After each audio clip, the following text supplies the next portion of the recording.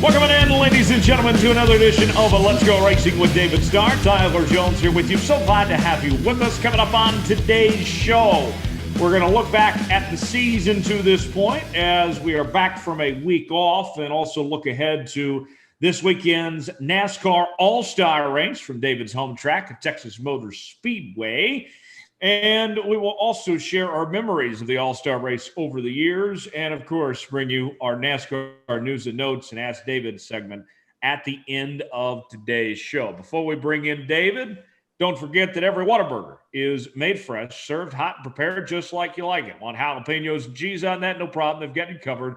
Whataburger, proud to serve it hot and fresh 24 hours a day. David Starr joins us right now. David, I am so excited to see you in just a couple days, my friend. It has been too long, and we're going to have a good time. We're going to be eating plenty of Whataburger, and it's going to be a heck of a time this weekend. Good to talk to you as always remotely, but nonetheless, I'll be looking forward to seeing your face in a couple of days. No, man, I'm excited to see Dominic and yourself, Tyler, and it'll be a fun weekend. All-Star Race here at the Texas Motor Speedway, along with the Camping World Truck Series and our NASCAR Xfinity Series. So it's going to be a fun race. Excited that, for the first time in history to have the All-Star Race at the Texas Motor Speedway, man. I don't care where that race is. When you're going for $1 million, there's going to be a lot of, there's going to be a lot of fierce racing, and hopefully a lot of sparks, a lot of action, and hopefully the fans will get their money's worth when it's all said and done.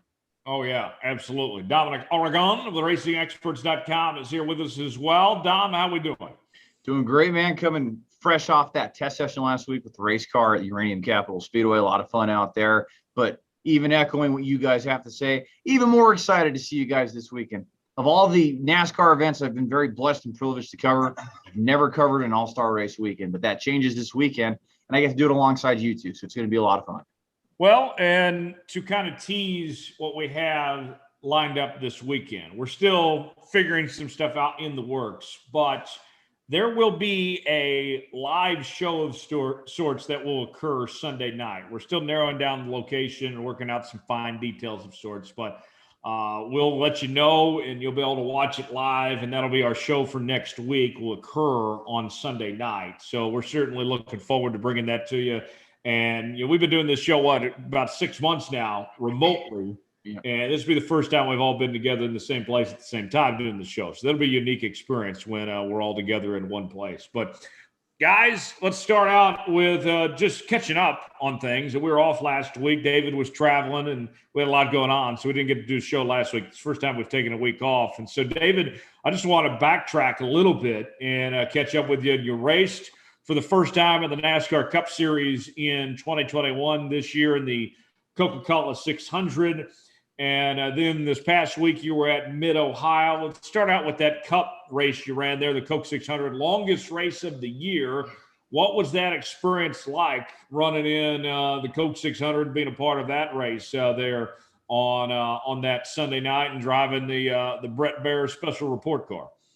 Man, it was just that day. When you celebrate Memorial Day, you wake up early Sunday morning, and man, I woke up Sunday morning and so excited to watch Indianapolis 500. Being from Houston, Texas, and y'all know my hero is AJ Foyt. I've always watched the Indianapolis 500 ever since I can remember.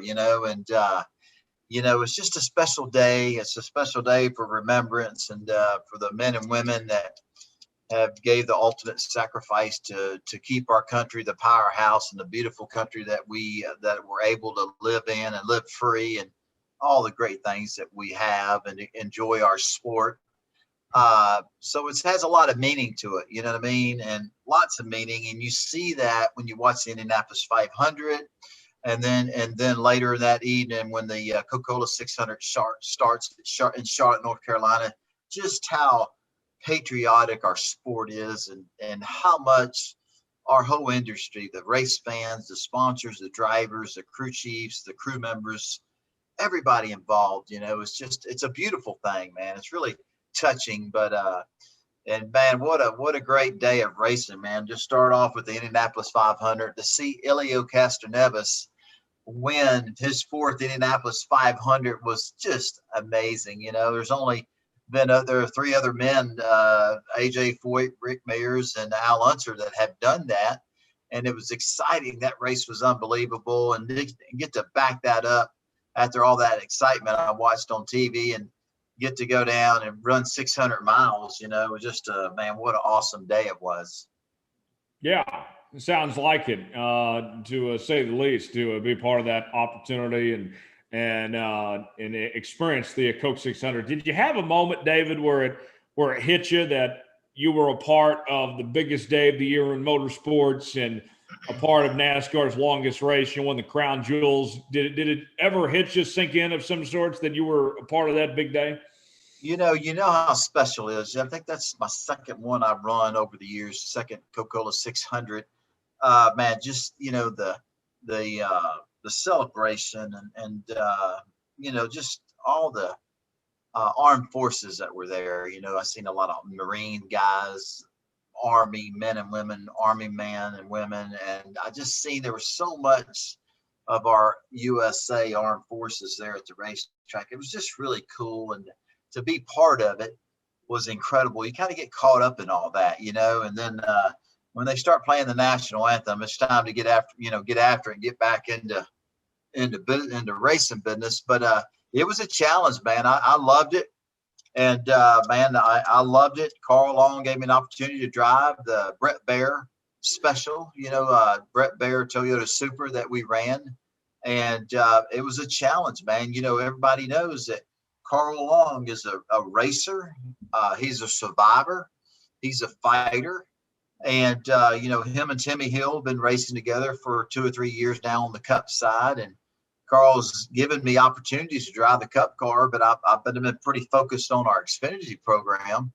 And it just kind of worked out where he said, "Hey, man, I want you to run the Coca-Cola 600, And they made some changes to the car, but even at best, when our car was at its best and we were making gains on it, with this package, they got that big old spoiler in the back, and they got these open holes in the front of the car.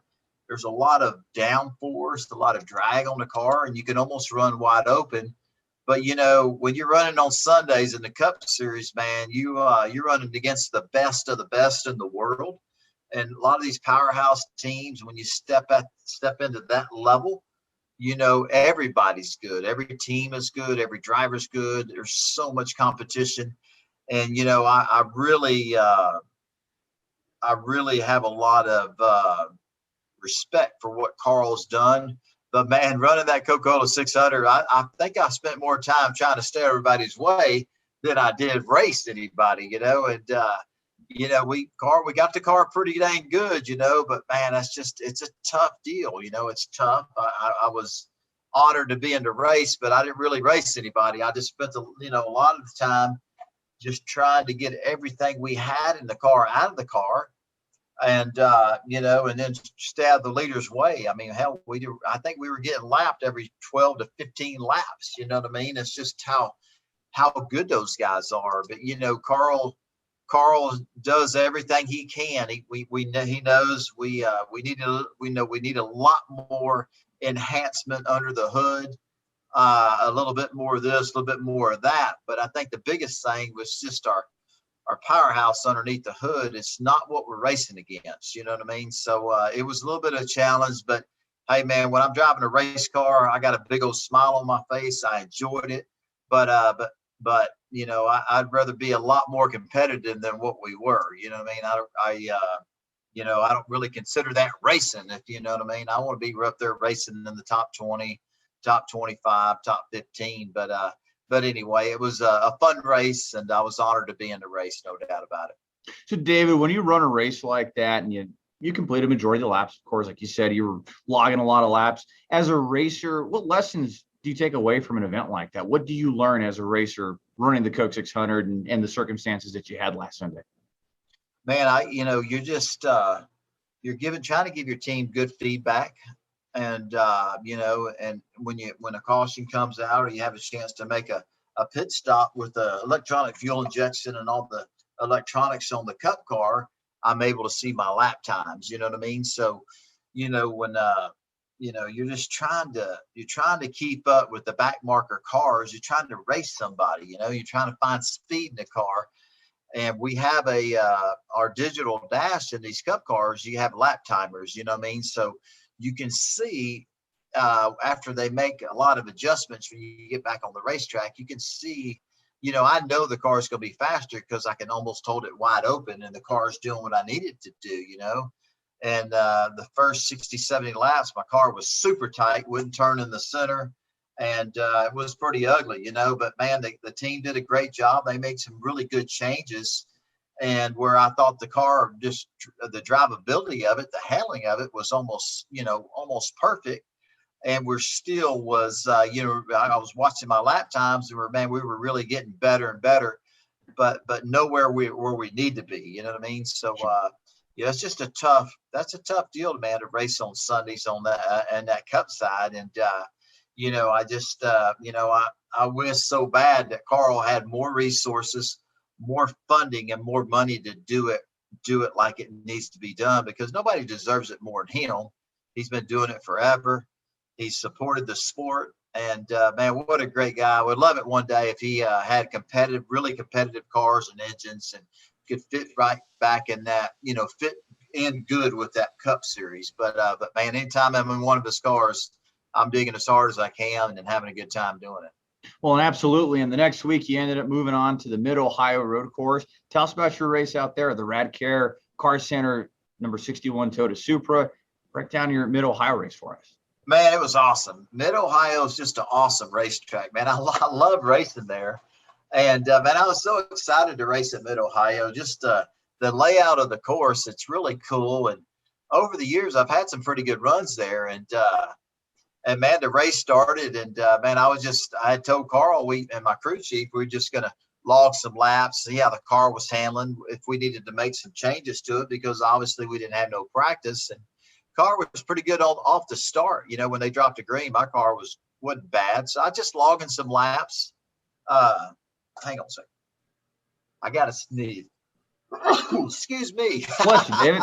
I've been out. As you can see, look at me. I've been mowing my grass all day. So I just finished up to get on our podcast. So I still Those got allergies are acting up. Yeah. Oh man, no. But anyway, man, our Rad Air Auto Care Center car was awesome. It was great. Unfortunately, man, on the road courses, you're upshifting, you're downshifting, and man, we're going down that long back straightaway. I think we hit about 175 miles an hour. It's awesome.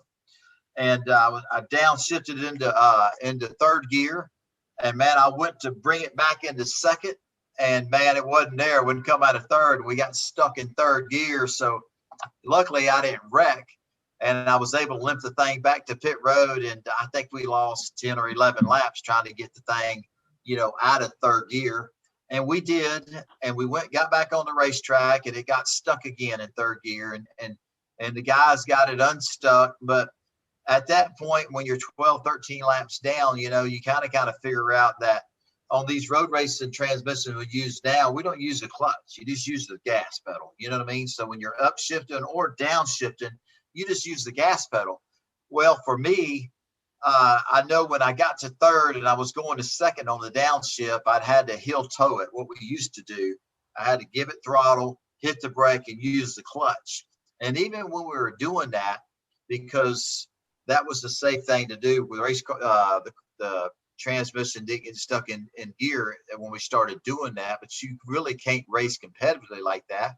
But my lap times were pretty good, so we finished the race and did all we could do, but it was just unfortunate that we had that happen, man. And it happens. It's not the first time that's happened to me over the years. I've had other transmissions that the transmission gets stuck in second gear or third gear. It's a common thing to happen. That just, you just don't want it to happen, but it does happen. But man, that was an awesome race. The ending was crazy.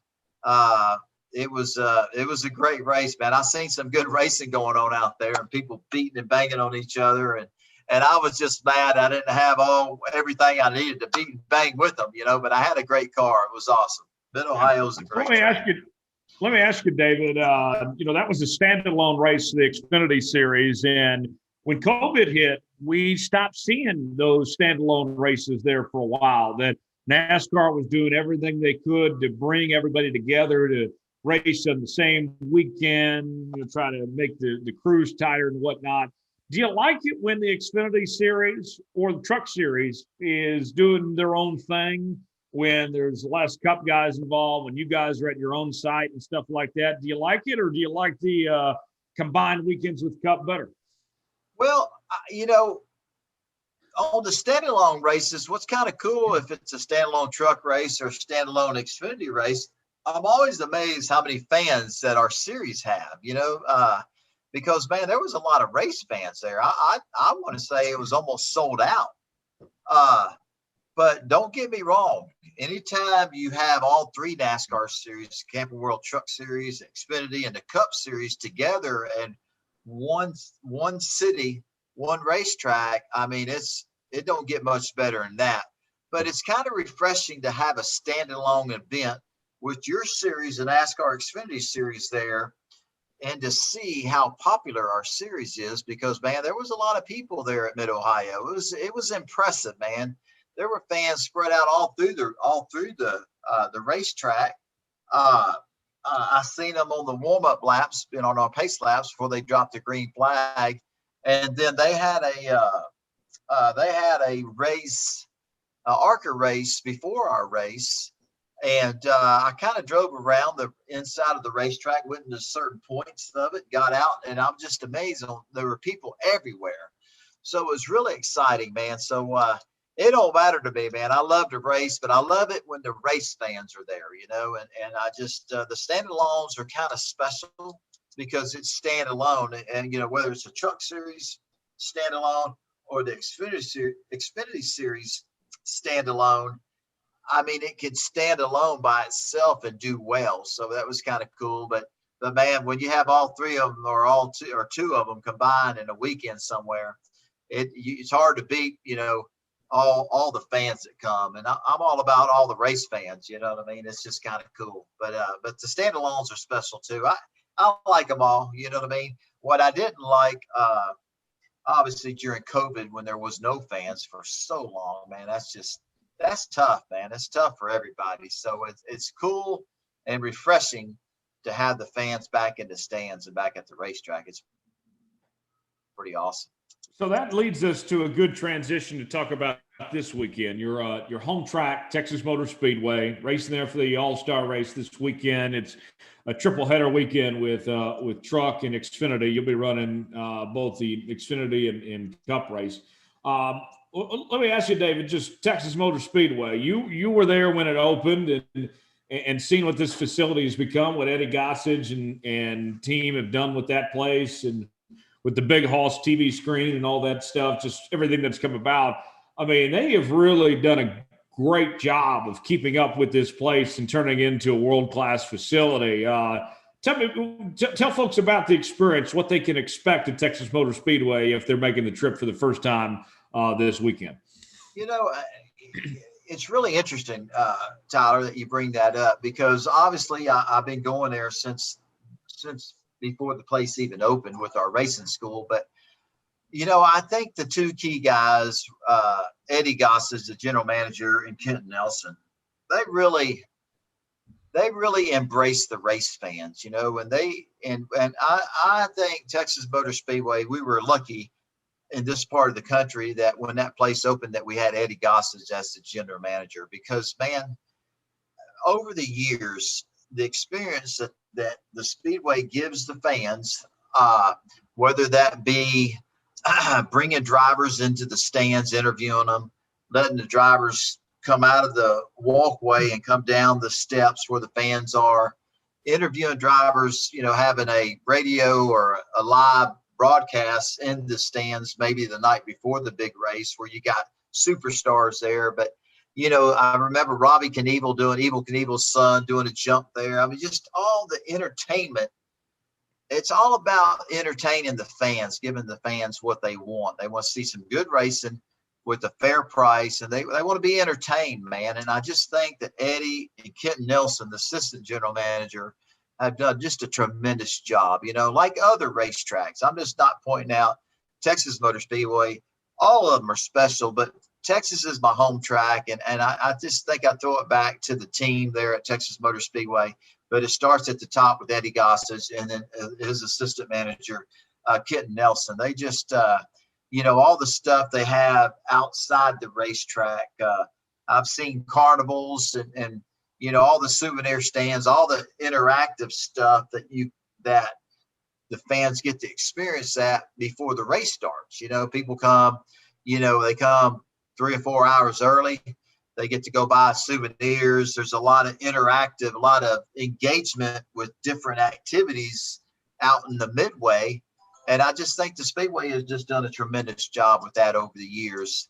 As a competitor, the racetrack has taken some changes over the years. They took a lot of banking out of turns 1 and 2. That just happened 4 or 5, maybe 6 years ago. I think it made the racetrack more racier. But man, 3 and 4, man, there's a lot of grip there. We run wide open in 3 and 4. In turns 1 and 2, you got to take your foot all the way out of the gas and get back to it. And that creates great racing. But I don't know. I love all the racetracks, but the Texas Motor Speedway is my home track, and it's pretty special to me. Absolutely, David. And you have, you go to any racetrack, right? You can always see the fans levitating towards you, your partners, your sponsors. But I mean, how extra special is it, right? You have, I'm sure, a lot of family coming into town for the weekend, a lot of friends and sponsors. How do you balance all that as you get towards the race weekend? Like us. And well, hey man, it's people say, man, you do so much. You go here, you talk to this group, you're over signing autographs, you're doing, and I'm like, man, it's just part of a race car driver, not just myself, but all of us. We couldn't do what we do if we didn't have the race fans. You got to engage with the race fans, with an autograph session or a meet and greet or whatever that may be. But also, I couldn't race, and I know a lot of other drivers out there that I compete against. They couldn't race without our sponsors. You know what I mean? So we spend a lot of time with our sponsors and their guests, whether they're the customers or employees. But man, I'm so busy on race day, just meeting with people, talking about racing, meeting with my crew chief. There's so much going on. Sometimes my wife used to say, man, I don't know, some of her friends would come. It's like, man, how does he do this? Well, he does this every week. You know what I mean? You got to engage with the fans. You got to engage with your sponsors. You got to make them feel special, which they are. You wouldn't be there racing if they wasn't, and if you didn't have no sponsors, you wouldn't be racing. But man, once it gets time to put that race uniform on and you go to pit road and you stand beside your team and your sponsors and do the prayer and the national anthem, man, it's just time to get after it, and I live for that. So I love the race fans. I'm so thankful for all my sponsors. I got so many of them. And man, I try to spend as much time with everybody. But man, when it's time to go race, I'm focused and ready to go. My wife used to tell everybody, hey, about 30 minutes before the race starts, my husband, he turns into a different person. Well, I mean, it's time, hey, it's all, we're all lovey and, it's cool to meet everybody and enjoy the event and the race is fixing to start. But as a competitor, man, my horns start coming out about 30 minutes before the race starts, you know what I mean? But hey, that's what we do, man. We're warriors, we're race car drivers. And, not only myself, but all of us, that's what we get paid to do. That's what we love to do. And, you just, when you get in a race car, you change. It's all about competing.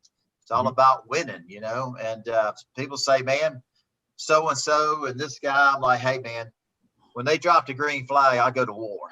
I mean, a lot of those guys are my buddies, but, they need to go to war against me too, because, I mean, we're there representing our manufacturers. We're there representing our race teams. We're representing our sponsors, and we have a job to do.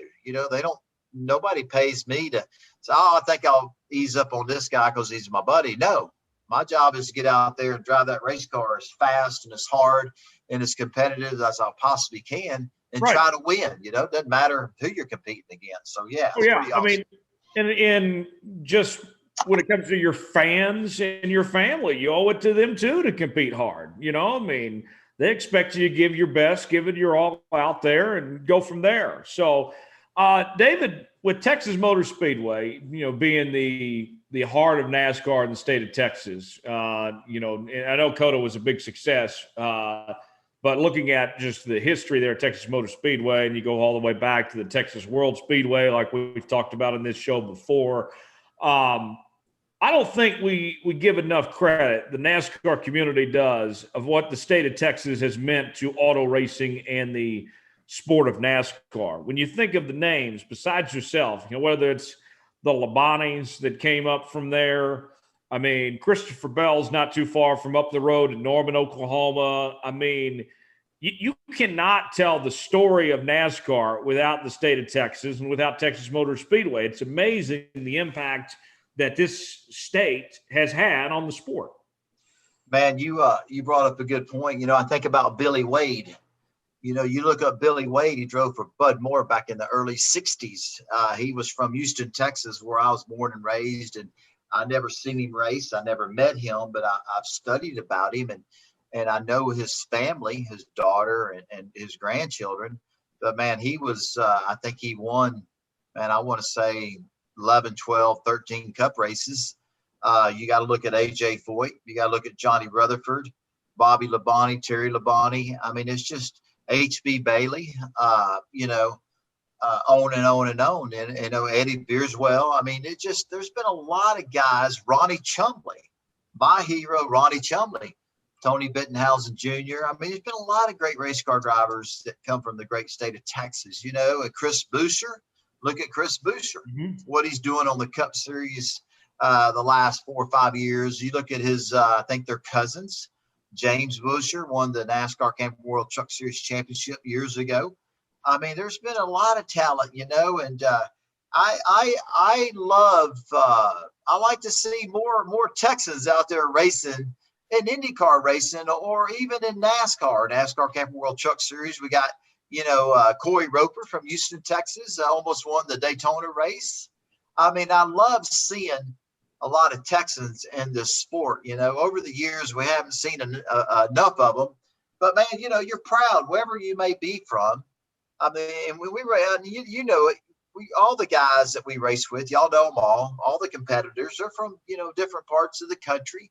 And, man, it's cool to see them represent the state and the city they're from. You know what I mean? They're proud, whether it be from Arizona or Kansas City or Texas or North Carolina, you know, and I think it's great. You know, I hear when I'm up in the Oklahoma area, you know, and people, race fans, you meet the race fans, they like, man, they're proud of what Christopher Bell has done in this great sport of NASCAR racing. He's really, you know, as NASCAR and as a NASCAR driver, Christopher Bell, one of the all-time great sprint car drivers. But, man, what he's done in NASCAR is phenomenal. And the people in Oklahoma, they want to gravitate to that. You know, they're proud of that. And I believe that Christopher Bell is proud to be from Oklahoma. So it's kind of a cool thing. You know, I think it's awesome. Absolutely, Dave. You look at some other past winners from the great state of Texas, Johnny Rutherford, NASCAR winner there, and Bobby Hillin Jr. There are some great names that have come out of the great state of Texas. Man, no doubt about it, you know, and man, you know, I think of AJ Foyt, Johnny Rutherford, and Bobby Hillin. I mean, just on and on and on, you know, and just, yeah, our state is rich with a lot of history in NASCAR and IndyCar racing, but anyway, it's just a great sport, man. You know, and as you guys are being, you know, us doing this podcast together. I mean, Dominic, you're from your great state of New Mexico, and you know, our buddy Tyler here is from the great state of Kansas. I mean, you know, it's pretty awesome, man. You know, and I'm an Oklahoma guy through and through. And so okay, there you go. But you know, that's one thing cool about racing. You know, everybody's from somewhere, and you know, no matter where you go in the country, you know, you go to the race, you're a fan. You know, it's kind of cool to have friends all over the United States, and the common denominator all comes from racing. You know, when one day when racing's over with, I'll be able to get on an airplane or drive somewhere. And I can assure you that wherever I go in the United States, I'm going to have a friend there, and I'm going to be able to stay at their house and have somebody to go to dinner with. And it all comes from NASCAR racing, man. It's pretty awesome. Absolutely. Pretty awesome. And not like Texas or Oklahoma. I mean, I was reading something that our state of New Mexico, we're one of 14 states that has never had a NASCAR Cup Series winner. And the Unsers are from here, and Al did run some road courses. Al Jr. ran, he was the last New Mexican to run the Daytona 500 for Hendrick in a one-off in 1993. And through the 2010s, right, Jamie Dick ran in the NASCAR Xfinity Series, and his dad had the Viva Auto Group. And they were out of El Paso, but Jamie was born in Albuquerque. And Alex Kennedy is definitely the most recent New Mexican to run in the Cup Series, and I believe the only New Mexican to ever run for Rookie of the Year in 2015. But Tanner Gray, the older brother of the Gray brothers, is from Artesia, New Mexico, southern New Mexico. So there is that New Mexico connection there too. But same thing, Dave. When all this is over, when all the media stuff's done, I'm going to have friends across this country, and that one common denominator, NASCAR racing, brought us all together. Absolutely, man. Absolutely. I would have never met you guys if it wasn't for NASCAR racing. So look at us, man. So it's all good. But hey, man, let's talk about some hot stuff. Tyler, tell us let's talk about Kyle Larson, man. Wow. Yeah, I think that's a great transition to our news and notes with Kyle Larson. Dominic, what a run this guy's been on the last couple of weeks, back-to-back wins. Since we last talked to you, Kyle Larson's been in victory lane not once but twice. And Dominic, I mean, with Kyle Larson, he's been running well all year. He's been, the most consistent driver, led the most laps even before all this. So to see him get these wins the way that he's performed and the way Hendrick's performed as of late too, it's really no surprise. No, I'm with you there, Tyler. And I believe this was the first time in points awarded races that Kyle Larson went back-to-back consecutive weeks. It's hard to fathom, right? To think he's only a 9-time winner in the Cup Series. But, man, you would think if we were crowning the champion tomorrow, Kyle Larson would be the hands-on 2021 champion of the NASCAR Cup Series. Of course, we got 20 more races to go, but they just look solid in midseason form. Kyle Larson, 9 career wins now. He's amassed 3 of them just so far this year. Passes Kyle Petty on the all-time wins list. He'll be that next driver. I'd say there's a really good chance he'll be the next driver to hit the double-digit win mark in the Cup Series. Yeah, I bet he's doing it eating Whataburger, because just a reminder that the folks at Whataburger cook up 100% pure beef burgers 24 hours a day. You can get your burger fixed anytime, day or night at Whataburger. Proud to serve it hot and fresh 24 hours a day. David, when you look at Kyle, the way that he's racing, the way that he's getting it done here, we knew that he was capable. It was just a matter of him putting it all together here. Really remarkable. I mean, he's racing as good as anybody right now. I mean, you could make a very valid case that Kyle Larson's the best driver in the sport right now. Oh, no doubt about it. And you just, when I think of Kyle Larson, just watching him in a sprint car, I mean, this guy dominates and wins in anything, so he's kind of, that where he's in the air, AJ Foyt, Tony Stewart, you know what I mean? I mean, these guys could get in open wheel cars, wingless open wheel cars, late models, midgets, and win, you know what I mean? And Kyle Larson, I mean, he's somebody special. And I know Dominic just talked about he only has 9 wins, just past Kyle Petty. But, man, I think we're seeing greatness here. You know what I mean? And you got to, everybody says, well, look who he's driving for, and you got a good point. You got to look at Hendrick's.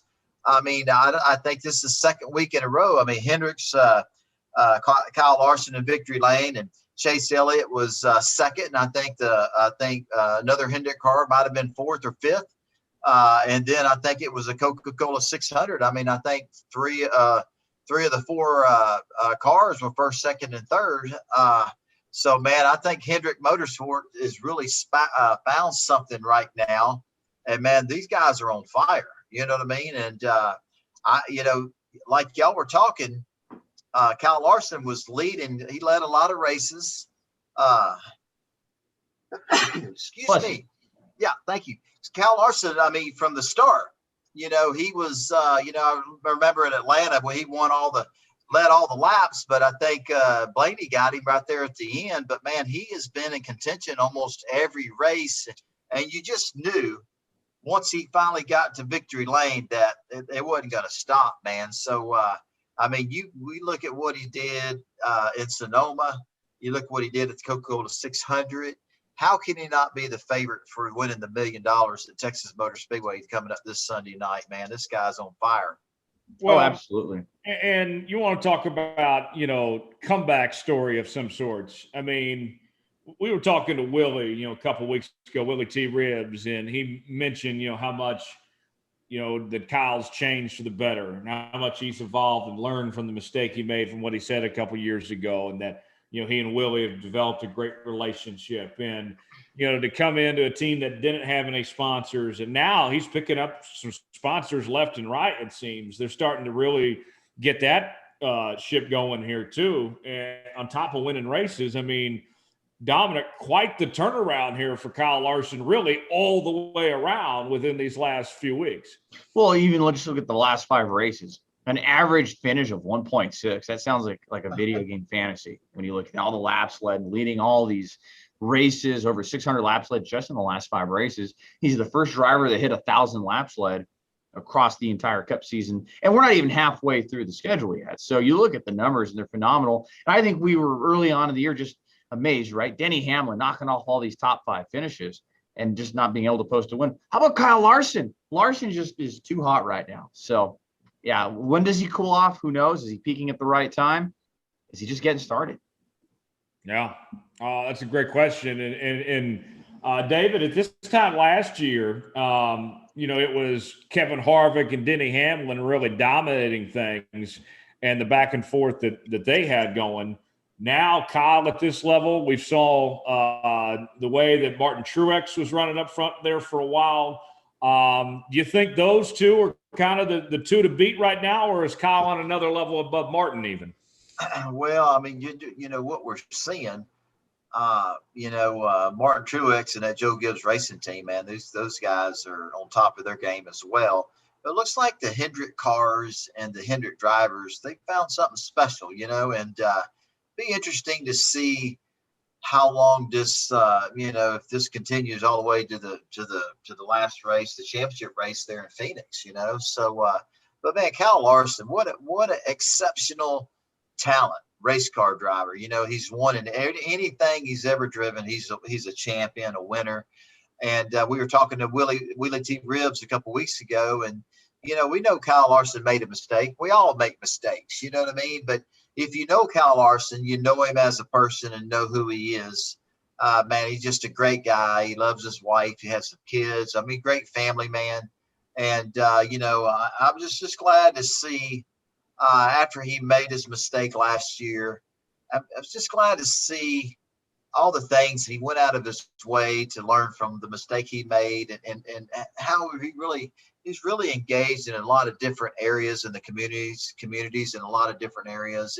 Making that mistake, I think it made Kyle Larson even a better person, and he was an awesome person already, and to see Willie T. Ribbs kind of embrace Kyle Larson and kind of, embrace him and say, hey, Kyle, it's okay to make a mistake. We learn from it. We all make mistakes. And that was just a cool thing, but man, it's amazing to see him get an opportunity with Hendricks and Tyler. Like you were saying, he didn't have any sponsor, but man, you knew this guy, you knew this kid was going to be something special. And man, it's cool to see all the sponsors trying to get back to him. You know what I mean? And it just goes to show you, hey, we all make mistakes. Nobody's perfect, and you can't justify what he did. He made a mistake, but he has really worked hard as a person to undo that mistake, and I think he's done a heck of a job.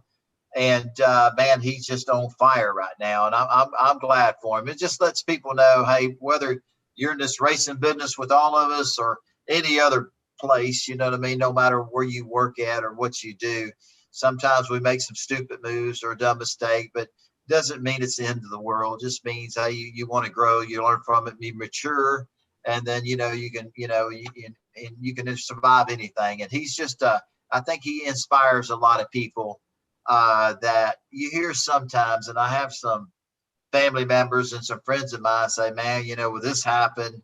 Yeah, but that was 15, 20 years ago. We shouldn't even be talking about it now. You make a mistake, this happens, but man, you gotta own it. You gotta be responsible for it. And man, you gotta get back on top of things. And man, Kyle Larson has done that unbelievable. And Yeah. Tyler, I mean, being at that press conference for the Coke 600 a couple of weeks ago and hearing Rick Hendrick, I mean, that 269th win, the record-breaking win, they asked Rick Hendrick, Tyler, and they're like, one of the reporters asked him, so, I mean, the sponsorship thing, on what's going on there? Because we all know that he was having a hard time getting sponsorship for that car. And Mr. H, and I'm paraphrasing, said along the lines, well, I mean, I'm kind of liking it because HendrickCars.com's on the car and we're getting a lot more advertising for it. And we're having an increase in sales. Yeah, That's fantastic. absolutely. There's Hendrick Cars dealers all around the country. Kansas City, North Carolina. I'm sure that's certainly picking up things, and the better days are ahead for that 5 team as they appear to be doing really well. A few more news and notes. Dominic, let's go over just how this All-Star Race format will be. You got 17 drivers already locked in the All-Star Race field. They'll be joined by 4 other drivers, which will be the 3 winners from the open segments, and then the fan vote winner. We already know Kyle Larson's on the pole for the All-Star Race. Kind of walk us through this whole format, what we're going to see on Sunday night. Sure. So Sunday night, we'll see the NASCAR All-Star Race, just the 3rd time in the history of the All-Star Race that we're going to see it move to off Charlotte Motor Speedway property. The first time at Texas Motor Speedway. Kyle Larson, random draw for the pole.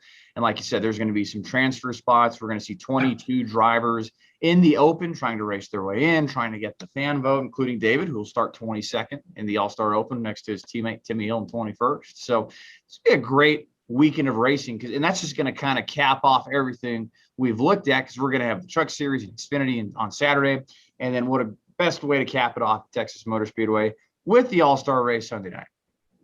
Okay, so that is what's ahead for how this all will work.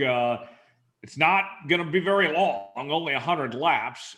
David, looking at what you know of this format and such, what do you make of how they've put this together? Should be a fun show on Sunday night. Man, it's I think they've done a tremendous thing to have a 20-lap feature. You got 2 20-lap features, and it looks like it's going to be a Sunday night at a short track somewhere, but we're not at a short track. It's 20 laps, man, and man, it's people going to be racing their tails off to transfer into the All-Star Race. And then, to having that 20-lap segment and having another 20-lap segment. And how about the 10-lap dash for the cast to get in that thing? I mean, that's going to be incredible. And then I'm excited. I mean, I love the format. I think the format is awesome. I think it just creates excitement. You know what I mean? And then to figure out who's going to vote the guy in, the fan vote, you know what I mean? And I look at my teammate, Timmy Hill, man, this guy's really popular. He's been doing this iRacing stuff since COVID started. And man, he's got a big following. He's like the Dale Earnhardt Sr. of iRacing, you know what I'm saying? And he's got a big following, and it'd be kind of interesting to see who gets that fan vote, you know what I mean? So I just think the whole process and the whole All-Star Race is just everything about it's really cool. Yeah, I think so. It should be a lot of fun to see how this all unfolds and unpacks. When you look at the open of the drivers that are in there, Tyler Reddick's going to start on pole. Chris Buescher going to start second. Dominic, we'll start with you. Besides David, who are some of the guys you're looking at that have a good shot to transfer from the open into the big show? Yeah, a name that pops to mind right away, and I know the track's not similar, but it's similar in the layout of a 1.5 miles. Roush Fenway Racing has just done a phenomenal job, and they have shown a resurgence this year on the 1.5 mile tracks. Chris Buescher went out and led 60 laps at Homestead. I look for Chris Buescher to have a really strong run, being from Prosper, not too far from the track. I think there's going to be a good chance that Chris Buescher is one of the guys that transfers in to that All-Star race. Tyler Reddick, I think, is another great name there. I mean, Ryan Newman in the 6, I believe he's in the Open. Correct me if I'm wrong, but I think Newman could have a strong showing in the Open as well. Corey LaJoie in the 7, I think, is another dark horse guy you got to look at too. It seems like Spire Motorsports is really starting to fire off on all 8 cylinders. They've posted 3 top 20 finishes over the last 3 weeks, and 2 of the tracks have been 1.5 miles. Yeah. The name I'm looking for, guys, is a Matt DiBenedetto. He's got a new crew chief now, and they're looking for a spark of some sorts. We've seen, David, in the past that this All-Star Open can kind of, kickstart somebody's season, give them new fuel of sorts to get back on track. DiBenedetto, they haven't really had the season they would have liked. I think new crew chief, we know how talented he is. They got the equipment and such. I think Matt DiBenedetto is going to put on a show and have a resurgence of some sorts as we get to the second half of 2021. Man, I'd love to see Matty D. I'd love to see him, Ryan Newman. Some of these guys that are hard chargers, but kind of the season ain't really been. They hadn't had a good season yet. You know what I mean? And I think Ryan Newman's one that comes to mind. Matty D for sure, but that's what makes it exciting. There's a lot of great racing teams, a lot of great race car drivers, and man, these guys are going to be beating and banging, and it's going to be exciting. So man, just Matty D, obviously, Chris Buescher, I mean, they're just on and on and on. There's a lot of, I don't even know is Bubba Wallace. He's another one that, I think he's in the Open, So, 6, yep. Yeah. I mean, there's some guys, I mean, it's going to be exciting, man, because man, all these guys are going to be going for it. They want to make it, get in that Open. And like Tyler, like you were saying, you've seen in the past somebody that drives the Open races and drives their way into the All-Star race and really does well in the All-Star race. And man, there's some guys that are in the Open that could possibly drive their way into the All-Star race and win the All-Star race. You know what I mean? So it's just, it's going to be interesting. It's going to be a lot of fun. That's for sure. Yeah. And by the way, Ryan Newman is actually in the big show already. He's one of the 17 drivers that'll be in the All-Star race. So he's in already. Yes. Okay. No, he's there. Now, some other news around this race. So we mentioned Kyle Larson is on pole. Kyle Busch starts 2nd, Bell 3rd, Cole Custer 4th, Austin Dillon 5th. Besides Kyle Larson, David, we'll start with you. Who's going to be the guy to beat on Sunday night? Well, I think last time we had a Cup race, Texas Motor Speedway, you saw Kyle Busch in victory lane. You know what I mean? So, hey, I think he's going to be a guy that's going to be up there. Chase Elliott. I mean, all of them, man. It's going to be interesting. I think you ever count out Alex Bowman. You know what I mean? And the other Hendrick cars. So man, it's everybody's shooting for Kyle Larson. You know what I mean? But there's some fast cars back there that have opportunities. You know what I mean? So it'll be interesting. And man, I keep saying that Stuart Haas is going to kind of step out of that funk they've been in, but it's amazing how strong Kevin Harvick was last year when you win 9 races. I mean, that's unheard of. And it's interesting to see the struggles they've had in 2021, and you just know that organization and Ford and Kevin Harvick, I know as a competitor, man, they're working their tails off to get that program turned back around. And you can't ever count out Harvick, you know what I mean? But I can assure you it's going to be an exciting night of sparks and a lot of door handle to door handle racing, you know what I mean? So, yeah. Yeah. Dominic, 30 seconds real quick. Give me one name to watch besides Kyle Larson. We'll look at the June 2020 winner. Might be a dark horse pick in the All-Star race. Austin Dillon will have some noise made in the All-Star race Sunday night. I'm watching for Alex Bowman. He's very good on 1.5 miles. We know Hendrick's been very good this year. I think Alex Bowman could make some noise, and he's got some wins, but I think he's still looking for that marquee win of sorts, and that'd do wonders. Real quick, David, the winner of this is going to get $1 million. What does this do for that driver and that team to get that check, to get that $1 million payday? What does that mean to them? Man, I don't have a clue. I don't know. I really don't. But I can assure you, Tyler, that I'd love to know. I mean, man, $1 million, man, that's a lot of money. It's just just to ride that momentum into the next race and bragging rights and having more money in the bank account doesn't hurt anybody. You know what I mean? I mean, can you imagine, every driver, you don't know what their contracts read and how all that kind of stuff works, but man, there's no substitute for performance and winning and doesn't hurt anybody in any kind of racing to win $1 million. So, and whatever, I can only think it's a recipe for all good if you can win the cup, the Winston Million. Oh yeah, or the All-Star Race. You know what I mean? Yeah, absolutely. Right. Dom, I believe we have one more news and note.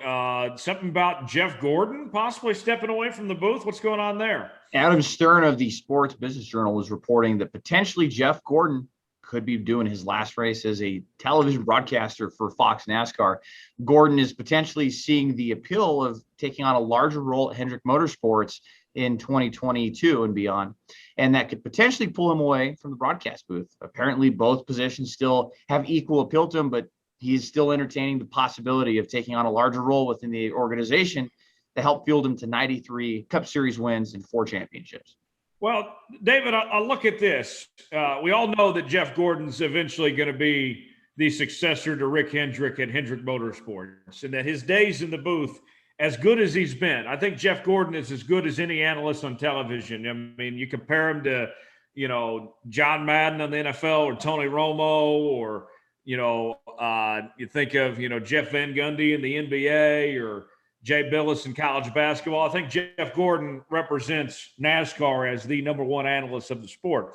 But we know that his days aren't going to be very long because of those opportunities that he has with Hendrick down the road.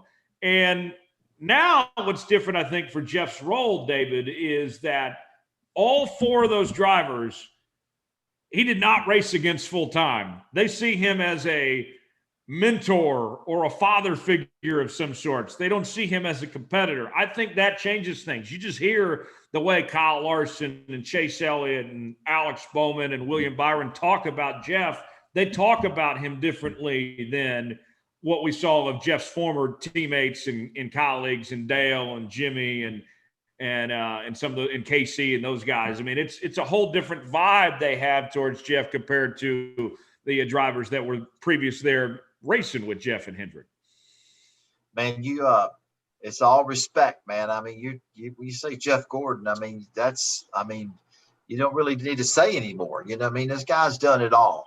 And to have him as a successor for Hendrick Motorsports, I mean, and the 4 drivers they have, you can call it a father figure, a mentor, a leader, however you want to call it. Any situation all 4 of those drivers are going through professionally, personally, business-wise, just been there and done that. You know what I'm saying? So, man, you couldn't think of there's nobody better than Jeff Gordon, and the respect and his ability. You look at the charisma he has on television, and how he won races gracefully, how he lost races gracefully. Everything those 4 Hendrick drivers will have to face or deal with in the future, Jeff Gordon would be a perfect guy to mentor those guys. He could help them. I mean, amazing. And yes, Tyler, you're right.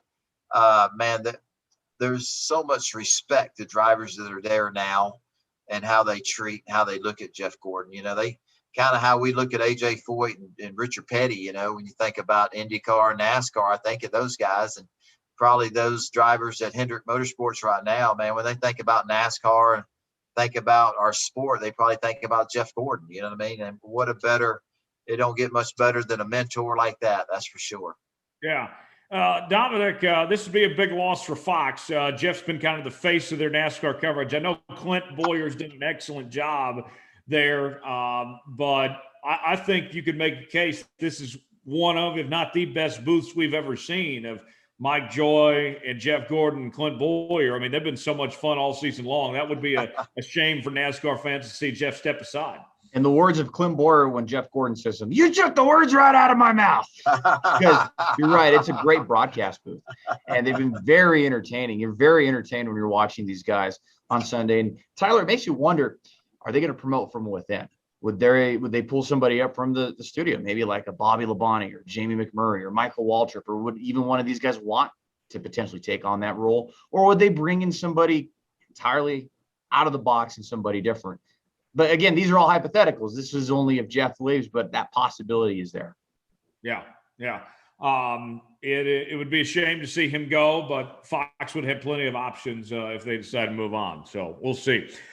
Before we get to our Ask David segment to end the show, I want to tell you about Whataburger breakfast. You can stop by Whataburger for a hot, hearty breakfast any morning or late at night. They're serving up breakfast from 11 p.m. to 11 a.m. You better believe, boys, we're making like a 3 a.m. run to the Whataburger maybe a couple times this weekend.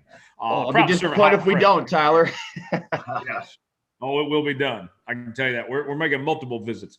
I fly into Love Field Friday afternoon. I don't think I'm getting out of the airport without grabbing some Whataburger. There's one right in the airport right there. So you grab you a number one with some fries and a shake or Dr. Pepper shake or whatever you want, man. I'm excited to see you boys, but I think I'm even more excited to be eating Whataburger for the first time since like December. So. Absolutely. And I got to say too, David, I tried that Dr. Pepper milkshake when I was in Albuquerque last week. Man, that thing's amazing. I don't know what I've been missing my entire life, but I didn't realize I was missing a big chunk of that because of that milkshake. Very good. It's unbelievable, man. I don't want my wife to know this, but I think I have one every day. They're so good. I mean, my kids and some of my close friends know. I mean, I go to Whataburger every day. You know what I mean? It's the food is so good. I mean, it's amazing, and I I sneak in a shake, you know what I mean? The cat's out of the bag now. Absolutely. Oh, all right, David. Time for Ask David. Our first question. This one comes from Carol on the email, and you can reach us by email, davidstarpodcast@gmail.com. Also on Facebook, David Starr Podcast, and on Twitter @Star Podcast. And Carol wants to know, David, with the Texas race, I got to know, who is your favorite Texan? My favorite Texans are Sam Houston and George W. Bush.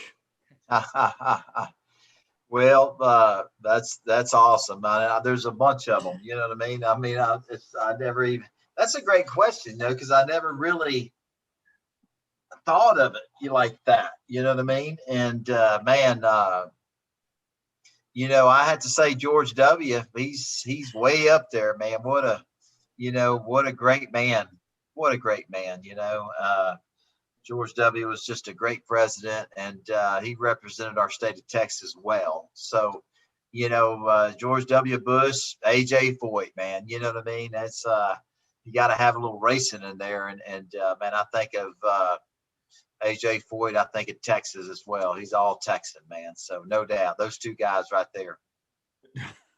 Dominic, do you have a favorite Texan? I really had to think about it. I guess I'm on the phone call with them, David Starr. You, Tyler? My answer, guys, there's so many to choose from. There is. But I'd have to go with maybe Nolan Ryan. Man. God. Or ZZ Top. Yeah, there's just so many to choose from. I mean, Nolan Ryan, you look at that man, he wearing his cowboy boots these days and got that big old cowboy hat on, and he could throw that. I love it when he kicked Robin Ventura's ass. Well, I mean, I'm sure if you could reverse all that, he would have done something different, you know what I mean? Because that was just a good butt kick, a good Texas style butt kicking right there, and that was a mistake on Robin's part. But hey, man, yeah, Nolan Ryan, man, God, man, I remember watching him pitch when I was a kid, and man, he could throw that freaking ball. The guy was amazing, and there's so many great Texans, you know what I mean? So many great ones out there. But man, what a great question. That was an awesome question. Yeah. That was amazing. That was a good question. You got to sit back and think. There's so many of them, you know what I mean? It's amazing. So, wow. There is. That was a great question. Carol, we thank you. Are you from Carrollton, Texas? Carol? All right. The next one, this is from, who is it from here? Oh, here it is. Terry. Terry wants to know, David, we know you like watermelon and it's watermelon season. What do you put on your watermelon? Some people now were putting mustard on it. Are you going to have mustard on your watermelon? Man, only place I like my mustard is on my number ones from Whataburger. I can assure you of that. You know what I mean? It ain't, mustard not going on a watermelon. You know what I mean? I eat a lot of watermelon. I love my watermelon. And I just had some earlier, but I don't put anything on watermelon. I mean, it doesn't need anything on it. It's sweet and delicious and refreshing. And, I would say years ago, I used to put a little salt on it, you know what I mean? But I find myself not even doing that anymore, but back, way 10 years ago, man, I used to salt it down big time. But man, there's nothing better. I mean, I was outside, it was 90 degrees today. And man, I'm mowing my grass, working in my flower beds, and man, I'm sweating.